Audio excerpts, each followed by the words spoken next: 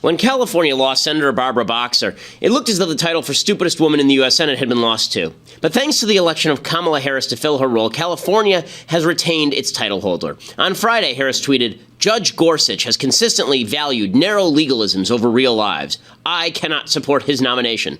And there was an op-ed to back this idiotic contention up. In it, Harris argued that Gorsuch, a man so qualified that literally not one Democrat cast a vote against him for his federal appellate court position, was unqualified to be on the Supreme Court. Why? Because the court, quote, has the power to do enormous good, and Gorsuch wouldn't do such good. What good would he forgo as a result of being, like a judge? According to Harris, he would have voted to strike down laws forcing teachers to pay union dues, because that's a violation of their First Amendment rights, among other obvious legal issues. But Harris says that because Gorsuch might take a look at that stupid old Constitution, he cannot be confirmed. She writes, "As U.S. senators, we have an obligation to also examine a nominee's legal approach and ask whether he or she considers the impact of those decisions on our society and the daily lives of our people."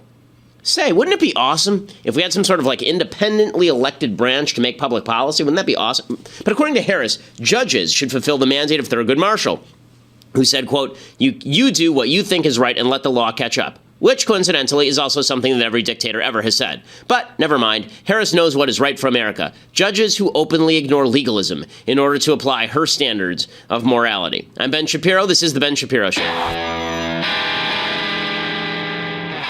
Okay, so we are going to get to all of the hubbub over Devin Nunes, the head of the House Intelligence Community, and the supposed scandal surrounding him visiting the White House. We are going to get to Donald Trump's decision to reach out to Democrats rather than reaching out to conservatives. We're going to get to some good Trump and some bad Trump. We'll do good Trump, bad Trump today, which is always exciting. Plus, we'll deconstruct the culture. But first, we should say thank you to our sponsors over at My Patriot Supply. So recently, North Korea has been making a lot of noises about how they want to nuke us. Are they actually going to nuke us? Unlikely. But if they tried to, then now would be the time to stock up for your 4-week emergency food supply for just $99. Actually, I got a nice letter from somebody who is somebody who had gone and got the emergency food supply at preparewithben.com. They said that there was a flaw in their packaging. They immediately sent a note to the folks over at My Patriot Supply, and they fixed the problem immediately. They were really responsive. They're terrific folks over there. Preparewithben.com, $99 plus free shipping, provides you that 4-week emergency food supply, which is great because even if you're not worried about North Korea nuking us, you should be worried about a tornado or an earthquake. There's always natural disasters, and it takes a while for the government to get to people in some of these cases. In some cases, the government just doesn't show up at all, and so it's important that you be able to protect your family, make sure that you have as much food on hand as you need. That's $99 for that 4-week emergency food supply. Folks in the office have tried it. They say that it tastes really good. Preparewithben.com or 888-803-1413. 888-803-1413. It's one of those things where you do it once and then you never have to worry about it again. Preparewithben.com to get your 4-week emergency food supply, which is just something that you should have on hand regardless of foreign-made disasters or natural disasters. You should always be prepared for an emergency, and that's what My Patriot Supply does better than anybody else. Okay, so the big scandal of the day is a fake controversy, and that is Devin Nunes, who's the head of the House Intelligence Committee. He went over to the White House, apparently, and there he met with some intelligence official who told him all of the information that he broke last week. Now, if you recall, last week, Devin Nunes went out and did a press conference where he said that Donald Trump's team was surveilled. Now, he said that they weren't wiretapped. He said that what happened is that basically the intelligence officials were wiretapping all of these diplomats from foreign countries, and those people had members of the Trump transition team on the other line, as you would imagine they would. And then that information was disseminated in an irresponsible and or criminal way. So the dissemination of the information was really the question, not the gathering of the information. And that's an important distinction. A lot of people on Team Trump have been saying that the intelligence community illegally gathered information. There's no evidence of that whatsoever. Did they illegally disseminate information? There's actually a fair bit of evidence that they illegally disseminated information about, for example, former National Security Advisor Mike Flynn. But Democrats, in the search for scandal, have been looking somewhere else. So what they say, the case that they are making now, is that basically Trump was engaged in some sort of nefarious activity with Russia, and now they're trying to cover it up. So today, the Washington Post says, quote, the Trump administration sought to block former acting Attorney General Sally Yates from testifying to Congress in the House investigation into links links between Russian officials and the Trump campaign. According to a series of letters reviewed by the Washington Post, Yates was notified earlier this month by the Justice Department that the administration considers a great deal of her possible testimony to be barred from discussion in a congressional hearing because the topics are covered by the presidential communication privilege. Now, as you recall, Barack Obama also asserted the presidential communication privilege when he was attempting to defend his Attorney General, Eric Holder, from contempt of Congress under Republicans.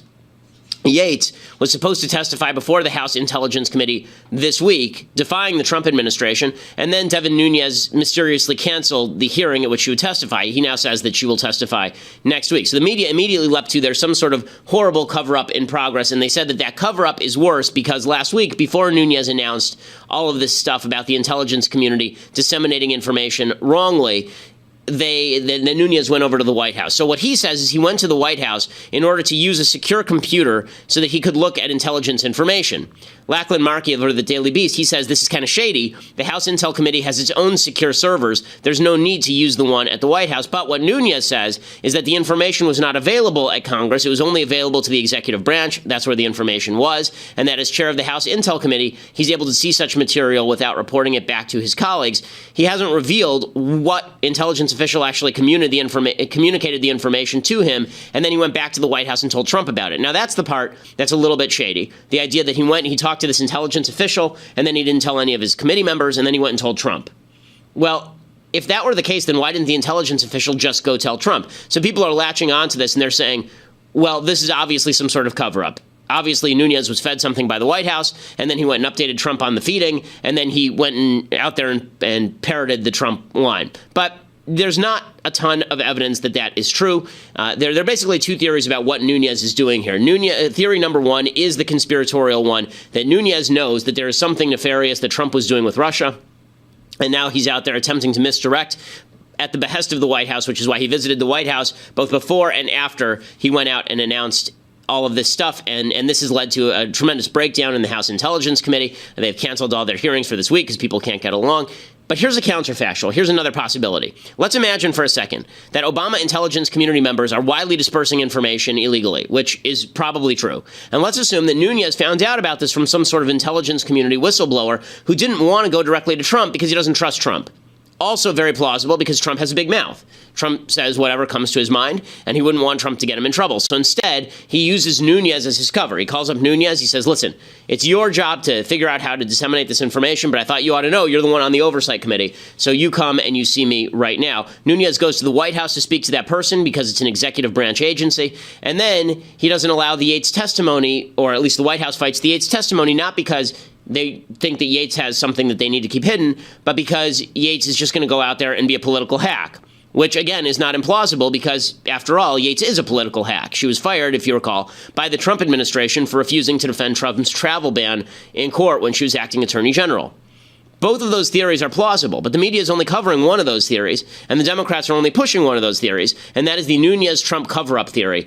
And again, the big question in all of that is, where's the scandal? If there's going to be a cover-up, you assume something had to be done that was wrong. So far, the only thing I know that was done that was wrong in any of this is that there were intelligence officials who worked for Obama who were leaking a bunch of information to the press and leaking a bunch of information to the rest of the intelligence community and unmasking people. That's the only thing I know was done wrong here. I don't know anything was done wrong between the Trump team and Russia.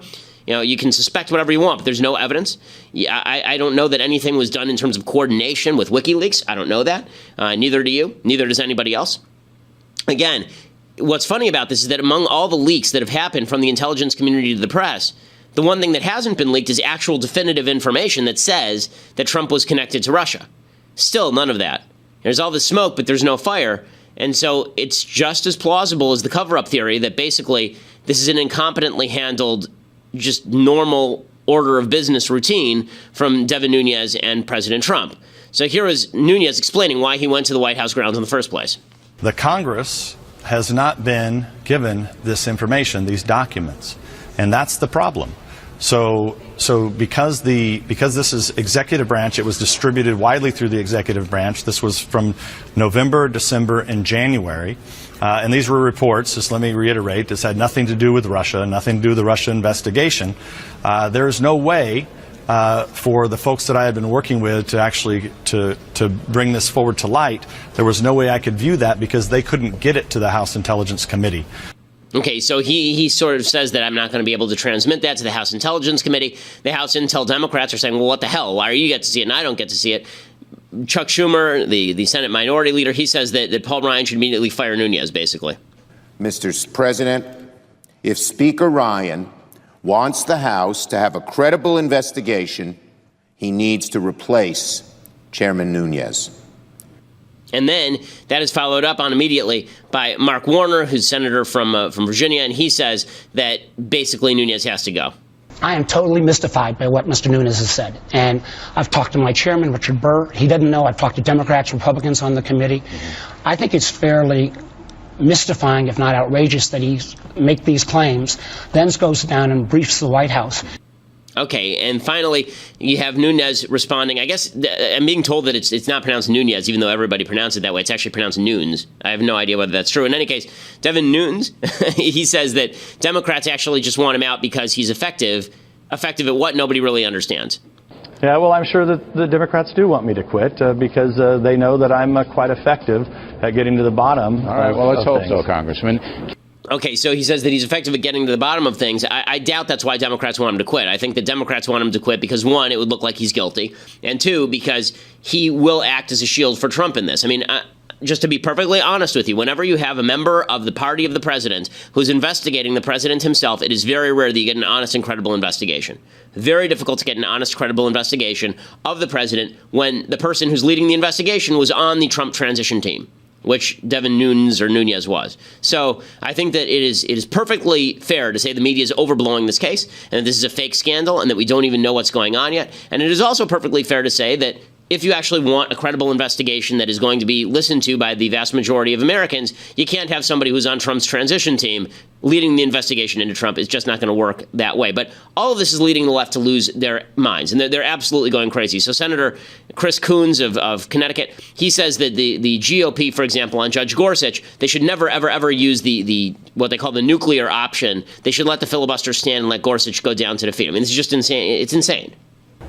All right, well, so then the Republicans are going to pass it using the so-called nuclear option. Almost certainly. And I think this is tragic. And in talking to friends on both sides of the aisle, we've got a lot of senators concerned about where we're headed. Okay, again, the only reason they're talking about using the nuclear option is because they are talking about filibustering a Supreme Court nominee, which has never been done before, as far as I'm aware. So, you know, again, this is Democrats losing their minds because they don't know what to do with Gorsuch. They don't know what to do with Trump. They're very frustrated. I understand some of the frustration, but some of that is just endemic to not being in the party in power. Bernie Sanders is back, and he says that he hopes that the GOP does not change the rules when it comes to approving Supreme Court nominees. What concerns me is that right now we have a rule that says appropriately, I think, that for a Supreme Court justice, a lifetime term, one of the most important positions in the United States government, that it should require 60 votes because that would make it bipartisan. And I think that that's where... That's not what the Constitution says. It doesn't say that it requires 60 votes. It says that it requires 51 votes. It's the Democrats who are insisting on 60 votes. And, of course, the Democrats nuked the filibuster along with Harry Reid long ago. So the idea that it's no longer on the table, that you can't do that, that's just absolute nonsense. How crazy are the Democrats going at this point? There's now a report that's out that Chuck Schumer actually started ranting at somebody who voted for Donald Trump at a restaurant in New York last night. According to multiple witnesses, this is over at Daily Wire, as well as the victim of the ugly episode, the leading Democrat in the Senate, New York's own Chuck Schumer, lost it at a swanky Manhattan restaurant on Sunday after he learned that a well-connected woman had voted for Trump. After making a scene inside by declaring she voted for Trump, Schumer allegedly followed the woman and her well-known Democrat husband outside, repeatedly screaming, "He's a liar." Apparently, this happened at an Upper West Side restaurant, and apparently it was the Democrat Joseph Califano Jr., member of the board of directors at CBS, who served as the Secretary of Health, Education, and Welfare under Jimmy Carter. So he was very upset that Califano's wife had voted for Trump, and so he actually started berating her in front of the crowd. That's how crazy Democrats are going, just to prove how nuts they are. Chris Matthews, whatever I say, guy comes out of a show.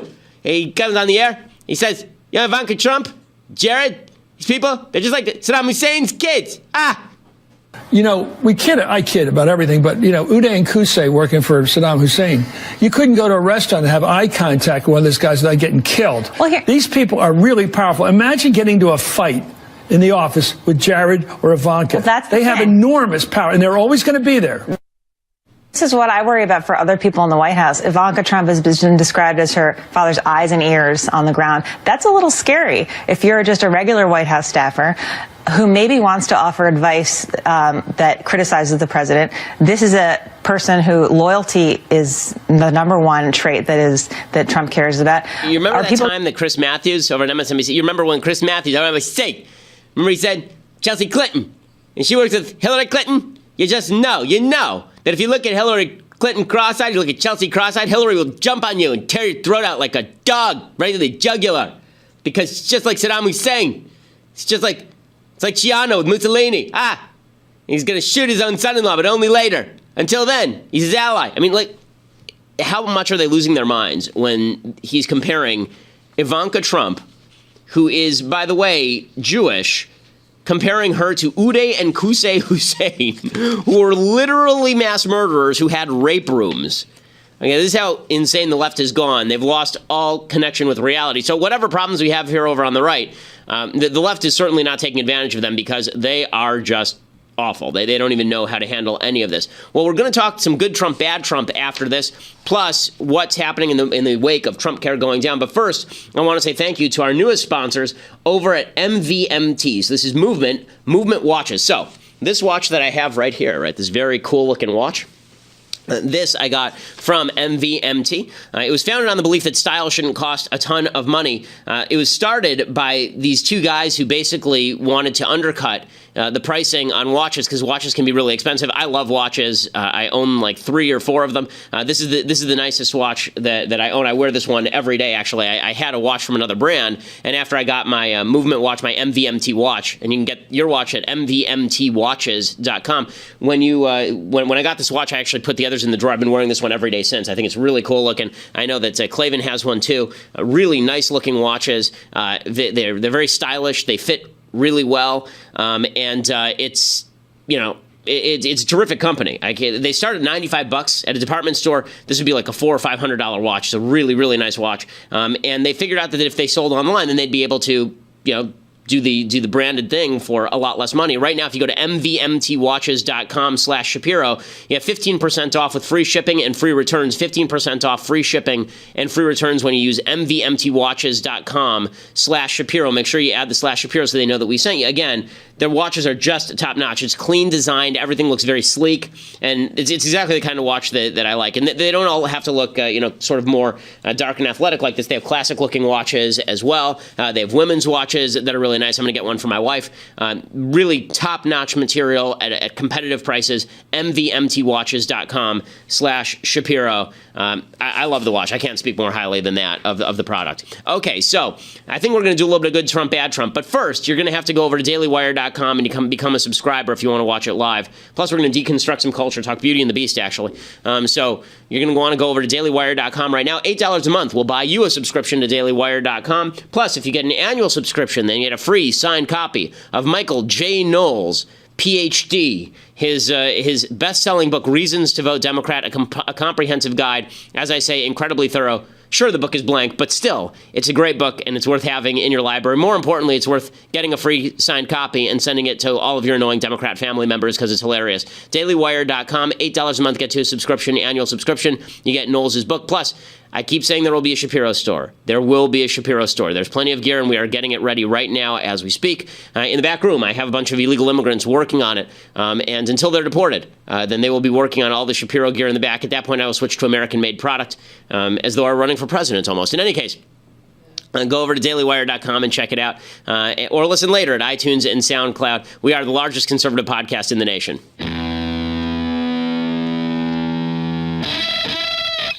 Okay, so we haven't done this in a while because for the last week and a half, it's kind of been bad Trump. But now let's do some good Trump, bad Trump.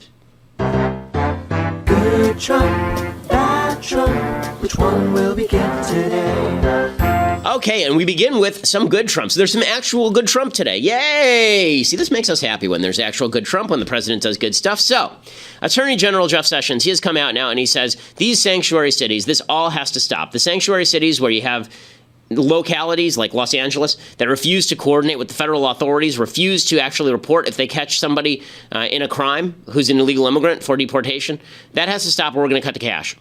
In the current fiscal year, Department of Justice's Office of Justice Programs and Community-Oriented Policing Services anticipates awarding more than $4.1 billion in grants. I strongly urge our nation's states and cities and counties to consider carefully the harm they are doing to their citizens by refusing to enforce our immigration laws and to rethink these policies. Such policies make their cities and states less safe. Public safety as well as national security are at stake and put them at risk of losing federal dollars. The American people want and deserve a lawful system of immigration that keeps us safe and one that serves the national interest. This expectation is reasonable, just, and our government has the duty to meet it, and we will meet it. Okay, good for Jeff Sessions, good for the Trump administration. This, of course, is exactly true. If you're a sanctuary city and you're receiving federal funding, and then you are ignoring federal law with regard to immigration and just refusing to even work with federal immigration officers, then you are doing something wrong and you are endangering American citizens and American lives. There's been this big case out of Maryland where you had a school district that enrolled a 17-year-old boy and an 18-year-old boy, both illegal immigrants, enrolled them in ninth grade. In ninth grade, okay, so ninth graders are usually like 13, 14 years old, and these two kids raped a girl, reportedly. Now they are being deported along with their illegal immigrant father, and this is just a case in point of when you have an when you have an immigration system that refuses to even screen people at the border, that refuses to even check up on people, that just releases people into the system and makes them dependent on public benefits, including public education, you end up with a heightened risk of crime. And this argument that you constantly hear about illegal immigrants lower the crime rate because most illegal immigrants are not here committing crimes, that's only true if you look at their comps in the general population in terms of income. So if you take low-income illegal immigrants and you compare them to low-income Americans, they have a lower crime rate, which makes sense because a lot of the people who are illegally immigrating here to work. They're not illegally immigrating here for the benefits. But that said, if you import an enormous number of low-income people tend to have a higher crime rate than higher-income people. So you can't say that they lower the crime rate in the United States. They increase the crime rate in the United States. They just have a lower crime rate than the other poor people in the United States. You understand the argument? The idea is not that they have a lower crime rate than the average American. They have a lower crime rate than the people to whom they should be compared income-wise. But it's our choice whether to import a bunch of people who are on the low-income end of the scale. That's the problem here. And the fact that localities are not abiding by the law is an even more serious problem. The media, by the way, hates when we even talk about stories like this. Brian Stelter over at CNN, he says that that we shouldn't even be talking about this rape in Maryland that has become a major national issue because, I mean, obviously it's just political. Rapes and assaults and murders are local news stories on a daily basis. But when do they break through to become national news? And when do they not? This week, the health care bill, the talks in the House, dominated cable news coverage all over the place. But Fox News also focused heavily on another story, and sometimes tying it to the president's immigration agenda. Watch. Two alleged assailants, Jose Montano and Henry Sanchez Millian, both arrived in this country just a few months ago. This terrible crime is just the latest in a long list of Americans who are victims because of illegal immigration. The shocking case of a 14-year-old girl allegedly raped by two illegal immigrants in a Maryland school got me thinking. Do you know who's in school with your children? If you think that your school administrator, principal, has your back, think again. A sickening story from Rockville, Maryland, about an alleged rape at a school. Now on Fox, all roads lead back to media bias, so Tucker Carlson called out channels like CNN for not covering this story thoroughly, for not covering it extensively. He also pointed out NBC, CBS, ABC's nightly newscasts did not cover this alleged rape. Now, Fox chose to focus on that, partly tying it to Trump's immigration agenda. That was a story in Maryland, but there was another story with Maryland ties that got little to no coverage anywhere on Fox or other channels. This was a story that crossed state lines, from Maryland to New York. You may not have heard about it. This was about a Army veteran, an alleged white supremacist who drove to New York and attacked a 66-year-old black man with a 26-inch knife, killing that man. Now, there's much still to be learned about this story. So let me explain what Brian Stelter is doing wrong here and why this is a problem. Number one, we actually did cover this particular story over at Daily Wire because I remember assigning it specifically because I thought it was a shocking story that was worthy of coverage. But it is true that people tend to pick stories in the media that back their narrative. So it is true that we talk about the Rockville, Maryland case because it is illustrative of a broader problem in American society. The left ignores it because they don't think that illegal immigration and lack of knowledge about the people in the country is a broader problem in American society. They think it's totally fine that we don't know who's in American society. They think the real threat is white people knocking black people unconscious on streets with crowbars or with tire irons. They think that that's happening in mass numbers. Now, I would suggest that that's a far lesser problem in the United States than the baseline problem that the government is not actually doing its job in ensuring the safety of the American citizen by making sure that the people who come here are people we even know about. But that's it. And so, when it comes to covering these stories, this is just a problem with the human tendency. There's two problems with how we cover stories. One is the human tendency to take the specific and then use it to explain the general. So we take a story like Rockville, Maryland, we say this applies broadly. Okay, you actually have to have statistical proof that it applies broadly, which is why on this program I like to talk about crime rates among immigrants and then illegal immigrants particularly, and then talk about what are those crime rates. Are those crime rates higher or lower than the general population? And I think that that's a worthwhile thing. If you can connect the story to a statistic that says this is a broad trend, then you're starting to build a story and build a case. If you just throw a story out there and then you just say it's a broad trend, then that's you picking and choosing stories that you choose to focus on. So, for example, CNN spent an endless amount of time on Ferguson, Missouri after Darren Wilson shot Michael Brown. They spent an endless amount of time on that. On Baltimore, where Freddie Gray died in the back of a police van. They spent an enormous amount of time on Eric Garner in New York. We all know their names because the media spent an inordinate amount of time on all of these, on Trayvon Martin. Okay, these were all local crime stories by Brian Stelter's object, right? By his standards, these were all local crime stories. They were all covered as national news stories. Why? Because they support the left narrative that America is a racist place where white people are killing black people, or in the case of Trayvon Martin, white Hispanics are killing black people, or in the case of Eric Garner, a white sergeant is overlooking it while a bunch of other cops put him in a chokehold or a stranglehold, as they liked to say. It was actually a submission hold. In any case, there are two problems here. One is there's not a lot of data available on all of these issues. So people pick the stories that support their preconceived notions and then they click on them. And that's what Fox does and that's what CNN does. That's what a lot of these places do. But the real question is, can you link the story that you're talking about, the Rockville, Maryland story, for example, can you link that story with a statistical case? Can you use it as a case that illustrates the general principle and then back the general principle with statistics? Human beings have this weird tendency. It's true for all learning. This is actually true about human beings have a tendency to be addicted to story. We love stories. Stories are things that we just, ever since cavemen days, people sat around the fire and they told stories. We are addicted to stories. What that means in news terms is that if I give you a statistical case for why illegal immigration raises the crime rate, that is going to be less effective in how you see the story than if I tell you the story of the Maryland Rockville rape. Because what we tend to do is if I say something in general, you will not take it to apply to you. But if I say something specific, you will make it general and then apply it to you. It's very weird how human psychology works. They've done studies like this where, for example, they take the very famous psychological study where they take somebody and they put them behind glass, like one-way glass, and then they take a second person who's actually a hired actor and they put them in a room with a doctor, and they say that this person is going to be shocked by the doctor, electrically shocked by the doctor, for every answer they get wrong on a quiz. And you have the capacity, and you're supposed to just be an observer. You're supposed to watch it and monitor it, and you're supposed to try and stop it if something goes wrong.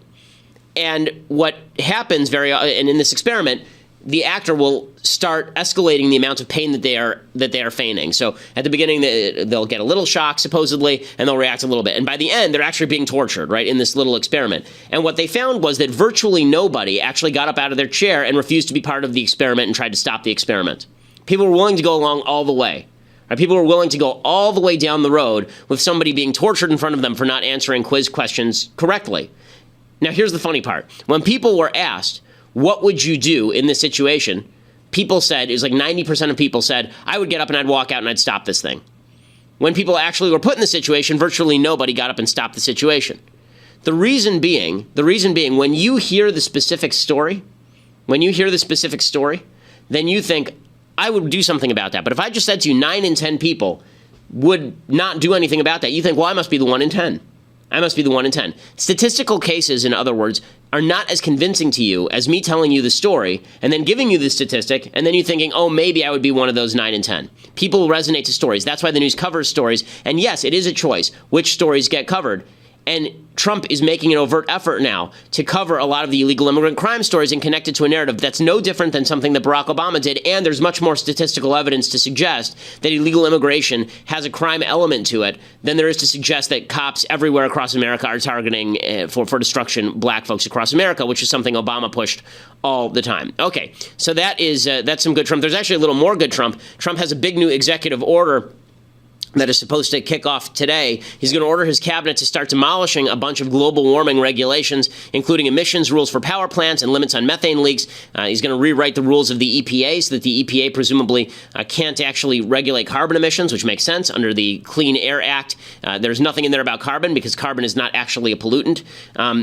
Unclear whether he's going to abrogate the Paris climate deals, but all of this should be done, and it is about time that Trump did it. One of the best things that Trump has done so far was the movement of Scott Pruitt into the EPA, because the fact is that environmental regulations that are currently being promulgated under the Obama directives, those do cripple the economy. Those do it without a lot of countervailing evidence suggesting that human activity is solely responsible for climate change or even largely responsible for climate change or even what the extent of climate change will be. So the left is going nuts. They think we're all going to die.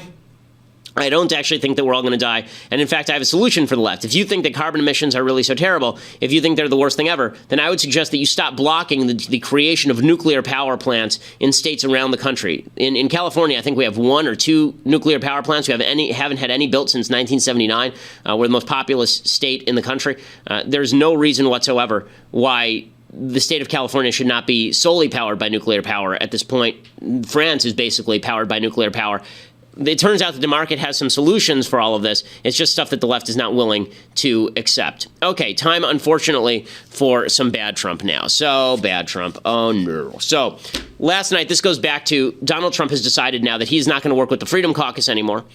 I warned for literally well over a year that President Trump was going to govern like a centrist Democrat when he had to govern with Congress. In his executive orders, he's able to do what he wants, but most big accomplishments that a president creates are not accomplishments that he does on his own, except for war and peace. When it comes to domestic policy, very few presidents actually do anything on their own. FDR had a Democrat Congress. He rammed a bunch of stuff through. Ronald Reagan had some Republicans and some Democrats. He put through a bunch of policies that people liked. Bill Clinton worked with the Republican Congress. Donald Trump needs to work with Congress, but instead of working with the conservatives in Congress, he has always itched to work with the Democrats. He wants that bipartisan feel. He wants the approval. And last night he tweets this out. He tweets, the Republican House Freedom Caucus was able to snatch defeat from the jaws of victory, this is on Trump Care. After so many bad years, they were ready for a win. Ah, ha, ha, ha, ha, ha, ha. And then he follows that up with, the Democrats will make a deal with me on health care as soon as Obamacare folds. Not long. Do not worry. We are in very good shape. No, we are not in very good shape, and Democrats are not going to cut a deal with Trump because Trump has a 9% approval rating among Democrats. If they go and make a deal with Trump, their own constituents will murder them. It's not going to happen. But Trump is looking for love in all the wrong places because he actually wants to pursue this big government statist agenda that is the nationalist populist agenda that is not conservative. So when it comes to things like unleashing business by getting rid of regulations, good for Trump. When it comes to cracking down on illegal immigration with regard to sanctuary cities, good for Trump. When it comes to growing the size and scope of government, not good Trump. And unfortunately, Trump is moving toward the Democrats because this is something he has always wanted to do. During the campaign, Trump said openly he did not care if Republicans lost the Senate because then he'd get to work with Democrats. He may get his wish in 2018, and it ain't going to be what he wanted because Democrats are not interested in working with Trump. If Democrats take over the House in 2018, they will move to impeach within the first month. Okay, Sean Spicer says Trump is open to working with Democrats too. Good luck, gang. Is the president serious about working with Democrats going forward after what happened with health care? Absolutely. In fact, starting Friday afternoon through late yesterday, he's received a number of calls, as well as other members of the senior staff that had been working on health care from members of both sides, saying that they would like to work together, offer up ideas, and had suggestions about how to come to resolution on this and get to a House vote on this. Okay, so it's not going to happen. The idea that Democrats are going to cave and they're just going to go along with whatever Trump wants to do to fix Obamacare, not unless Trump proposes some sort of single-payer nationalized healthcare system. If he moves to the left, then they'll work with him. But the idea that they're just waiting to be taken up by Trump is utter nonsense. And this is one of the things that's driving me absolutely bonkers about this, up a wall, is the idea that if Trump had just gotten what he wanted, everything would be well. The American Health Care Act had a 17% approval rating, re-enshrined the central provisions of Obamacare, really didn't lower the deficit in the long term because the fact is that those grants, those block grant systems, that was not going to stay in place. And then the block grants were going to be increased the same way that grants have been increased for Medicare over the years. Medicare reimbursement rates have constantly increased. There's never been a reimbursement scheme that doesn't increase over time. And yet, we are told that it's not Trump's fault. It's everybody else's fault. It's Paul Ryan's fault. It's the House Freedom Caucus's fault. It is Paul Ryan's fault, by the way. It is not the House Freedom Caucus's fault. But those are the people being blamed. And there's this new meme that's coming about from people who I thought would know better, saying that it's just the intransigence of these Freedom Caucus folks for not voting for a bill that, by the way, if Trump had spent 1 month negotiating with the Freedom Caucus, he actually would have gotten passed. Here's Ted Poe, a guy who resigned from the Freedom Caucus in allegiance to Trump. Quick note, I have to note this, okay? The Freedom Caucus, people are acting like the Freedom Caucus was a bunch of people like me who didn't vote for Trump or Hillary. The Freedom Caucus is chock full of people who are huge Trump supporters. Mark Meadows was a huge Trump supporter. Louis Gohmert was a huge Trump supporter. They said it was a bad bill because it was a bad bill. Good for them for being honest. Ted Poe, though, he says the Freedom Caucus, all they do is they're just these purists. These purists are just awful. So it's a compromise. And I think that there is nothing that could be added to the bill that the Freedom Caucus would ever vote yes on. And so, I got the opinion that there's some members of the Freedom Caucus, they'd vote no against the 10 Commandments if it came up for a vote. And pure nonsense, pure hogwash, pure nonsense. The fact is that if Trump had made 4 or 5 different concessions to the Freedom Caucus, they would have voted for the thing. It would have gone to the Senate. The Senate would have made all sorts of changes to it. It would have gone to some sort of conference committee, and an entirely new bill would have been created that was voted on. But the idea that Trump couldn't have conceded anything, that they're just these crazy terrorists, it's funny. They're now talking about, he's now talking, Hugh Hewitt yesterday saying that the Area 51 caucus, they are now talking about the House Freedom Caucus in exactly the same way the Obama administration talked about the Tea Party. Obama said that the Tea Party, they were terrorists. They were holding government hostage is the kind of language they used. And now we're hearing from Republicans that conservatives who actually were honest enough to want to keep the promises that they made about repealing Obamacare, not just pretending to repeal Obamacare, but actually repealing the thing, that those conservatives are the bad guys. Bill O'Reilly says the same thing. He says, these ideological Freedom Caucus men, they are the bad guys. Also, I'm evaluating the entire situation. What good does it do my party, the Republican Party, and the president, if I oppose the first proposal the House puts forth, knowing that proposal will be changed in the Senate and come back to me for another vote? Seems logical that you move the process along, and then at the end, when the entire bill is before you, you vote your conscience. Except for the fact that there's no guarantee that the bill is going to change in a rightward direction. Maybe it changes in a leftward direction. And even if you get a second vote, maybe the bill is something you don't vote for. And then people say, well, why'd you vote for the first one but not the second one? Maybe it doesn't even go to the Senate. Maybe it dies in the Senate. And then Trump gets his victory, but you've now voted for something that didn't repeal Obamacare. Okay, the idea that Trump could have slapped his own feces on a sheet of paper, and then they should have just sent that to the Senate because, hey, it's procedural. No, you vote against things you don't like. That's how government is supposed to work. You vote against bills that are bad. And I'm getting very sick of this routine that says that it's the purists who are the problem. It's the purists who are the problem. So let me get this straight. It's the purists. You know, the people who have been saying the Republican Party's been caving too much? Those are the people who are the problem, not the people actually doing the caving, the people who have resisted the caving. Those are the people who are the problem. Dennis Prager, who's a friend of mine, close friend of mine, Dennis writes a column today that I just think is wrong, and he says in it that it's his purists kill whatever they believe in. First of all, it is not a purist position to say I'm not going to vote for a bad bill. There are changes to this bill that would have made it more good than bad. Right now, it's a lot more bad than good. It was wildly unpopular. It would have increased the chances of a death spiral for private insurance. It was just a bad bill by every available metric. It was a bad bill. Okay, and people are saying they should have rammed it through just for Trump because it's more important that Trump get his win than that conservatives stand on any sort of principle. Forget on pure principle, on any sort of principle. So today, Prager has a column where he says, what we have here is another conservative example of purism and principle damaging another major opportunity to do good. Except this wasn't a major opportunity to do good. It was a chance for Republicans to adopt all of the same premises, for their arguments as Democrats, and to adopt all of the same content as was in Obamacare, except for the Medicaid block grants. Okay, that is not an opportunity. That's not a major opportunity to do good. I think that what's happening here is, it's so funny. There are people accusing conservatives of being purists. I think the real purist here is there is a group of people on the right who have turned into Trump purists. They've turned into Trump purists. And what that means is that it does not matter what Trump puts in front of them, they will approve it. And then if he moves to the left, they will blame the conservatives for not having been conciliatory enough with Trump. That's not how any of this is supposed to work. Okay, daddy does not have an excuse to hit mommy, even if mommy was mean to him. Okay, this idea that Trump gets to move to the left because conservatives were mean to him is just a bunch of hogwash. The only purist that I'm seeing here, I would be willing to cut a deal on health care that doesn't give me anything that I want. Doesn't give me everything that I want. What I'm not willing to do is sign a bill or back a bill that is more bad than good by a very, very wide margin. But again, you want to talk purist language? Here's some purist language. This is from Dennis. Donald Trump is a conservative dream. He's a dream, Donald Trump. Okay, never mind the fact that all of his major executive actions have currently been blocked by the courts. Never mind that he's about to push a $1 trillion infrastructure plan. Never mind the fact that he's openly talking about abandoning conservatives in favor of Democrats. He's a conservative dream. And then he says he's still not good enough for those conservatives who remain never Trumpers. Okay, never Trump died after the election. Never Trump is not a thing. I didn't vote for Trump. That was never Trump. Okay, now the question is he doing good stuff or is he doing bad stuff? I just did an entire segment about the good stuff Trump is doing. The only purist here is right now Dennis Prager, who says that everything that Trump is doing is good and can't name any lie that he's told and can't name anything bad that he's done.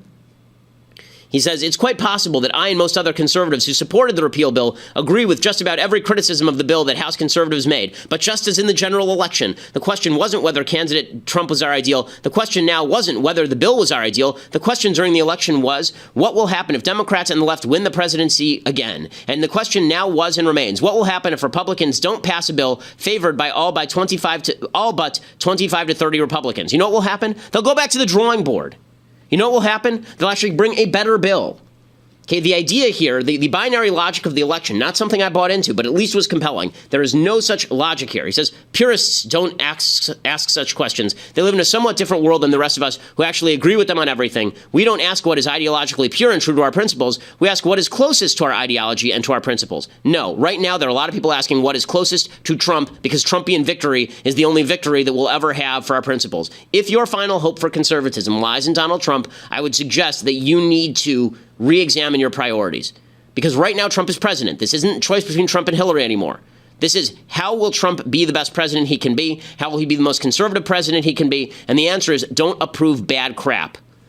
Don't approve bad crap. This is, again, I love Dennis so much as a person, but I think he's so wrong on this. He says, we have one larger principle than even the conservatives ones we share with purists, defeating the left. It is not defeating the left to re-enshrine their central principles of government. That is not defeating the left. We all want to defeat the left. There's no one who wants to defeat the left more than I do. I spend my entire life working on it every day. We have different strategies for doing it. My strategy does not include greenlighting bad policy that the left agrees with in large part. This is just, it's just mistaken logic. He says that movements die when purists take it over.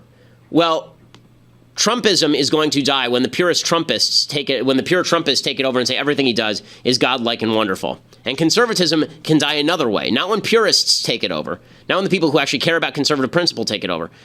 Conservatism can die when a bunch of people inside say, you know what, we don't actually need that principle anymore. We just need whoever is going to fight the left. But we're not going to define how to fight the left or what it means to win against the left. We're just going to say fight the left. Anything the left opposes will be for. That's not conservatism at all. That's not a conservative movement. That's an anti-movement.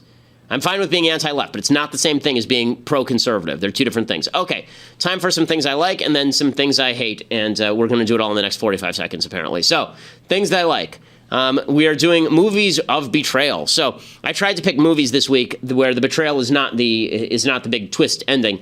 So Gladiator, since we're doing Braveheart remakes, Gladiator, which is the same movie as Braveheart basically, it is a very good movie. Should it have been Best Picture that year? Maybe, because nothing else good was made that year. Is it like the best movie of all time? No, people overrate the movie. Is it a movie that if it's on TV, you will certainly watch it. It doesn't matter where you tune in. Yeah, it's one of those movies. It's a super rewatchable movie. Gladiator with Russell Crowe. Of course, he's betrayed right at the very beginning by Joaquin Phoenix, giving one of the creepier performances of his already creepy career. And here's Russell Crowe in Gladiator.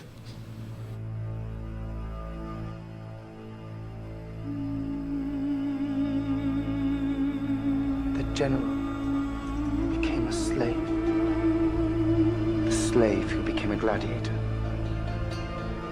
The gladiator defied an emperor. Only a famous death will do.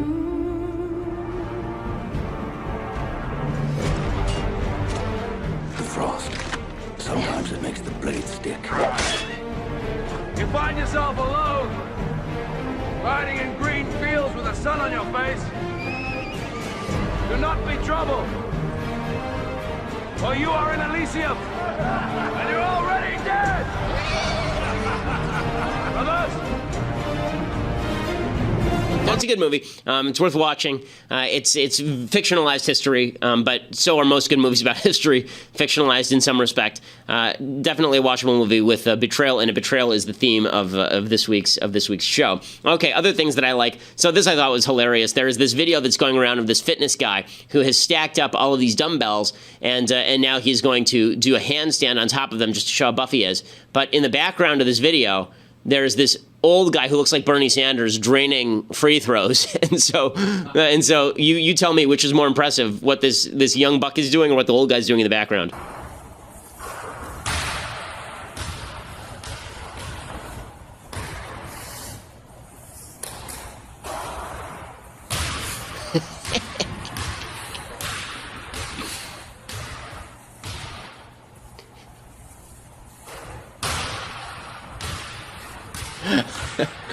Dude can't miss.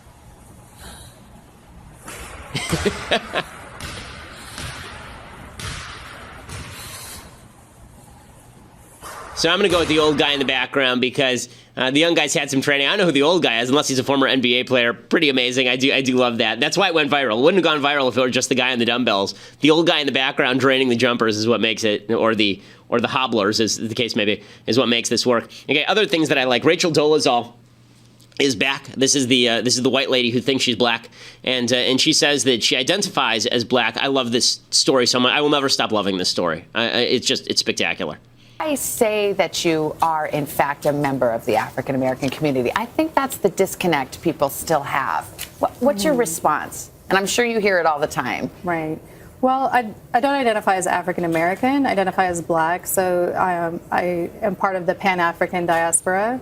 And I definitely feel like in America, even though race is a social construct, and we've acknowledged this in academia and in science, there still is a line drawn in the sand. There's still she's a total crazy lady, and what's amazing about this is people are saying, you know how white it is to not understand the experience of black people? Okay, now let's say men and women. Use that exact same logic for men and women. Oh, it seems that you're running from the exact same argument you made about race 1 second ago when it comes to sex, and sex is significantly more biological than race. There are no hard lines between the races. There are hard lines between the sexes. But again, this is why I love this story so much. It exposes every stupid thing the left has ever said in one story. Rachel Dolezal is a godsend to conservatives. She's the greatest thing that ever happened to conservatives. She is right that race is a social construct, meaning that it is something that people have created as a marker that doesn't actually mean anything. And then the left objects to that because they say race means everything. They can't let it go. They don't actually like the idea of race not meaning everything. And then they say that race is biological but sex isn't, which is just hilarious from any scientific point of view.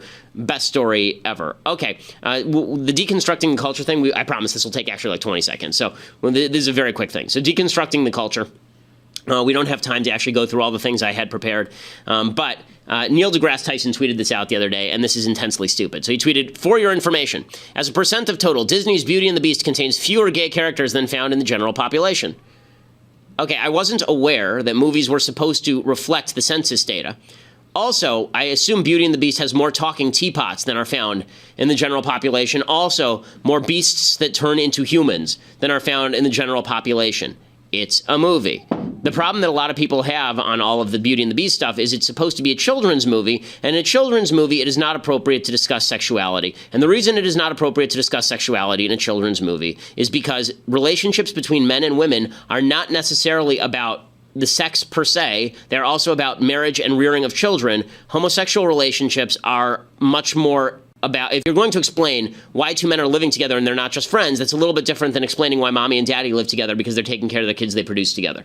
It's a longer explanation that requires a sexual component that does not exist in explanations about men and women. That's why people object. They don't want to have to talk to their kids about homosexual activity in the middle of watching a movie about talking teapots.